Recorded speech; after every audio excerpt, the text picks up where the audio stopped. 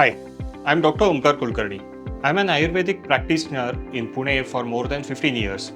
मुझे आइथ्राइव के बारे में पहले पता चला almost 2 to 3 years back when I started learning more in nutrition. जब मैं न्यूट्रिशन पढ़ रहा था, डाइटेटिक्स पढ़ रहा था और आयुर्वेदिक प्रैक्टिस भी कर रहा था, तब मुझे पता चला कि there is something missing which can help me increase my knowledge and be more closer to the healing of patients. Ayurveda और फंक्शनल न्यूट्रिशन में मुझे बहुत ज़्यादा सिमिलरिटी लगी because in both Ayurveda and functional nutrition we basically look for the root cause rather than simply managing the symptoms.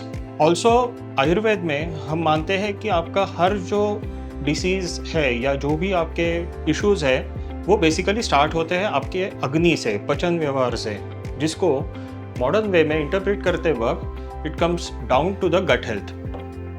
Ayurveda में जो भी सभी पैरामीटर्स होते हैं पेशेंट एनालिसिस के वो मोस्टली है सब्जेक्टिव, जिसमें हम लोग नाड़ी परीक्षा करते हैं, प्रकृति असेसमेंट करते हैं, उसकी उदर परीक्षण करते हैं यानी एब्डोमिनल असेसमेंट करते हैं या क्वेश्चंस पूछते हैं which gives you some sort of subjective information. Now I actually wanted to take it to the next level where I can give very objective parameter along with Ayurvedic. Being from research background, I've realized that in the modern world of technologically driven people and people who look for scientific validation, सिर्फ subjective parameter से हम लोग ज़्यादा लोगों तक अच्छे से पहुँच नहीं पाएंगे और ज़्यादा अच्छे से उनको हील नहीं कर पाएंगे.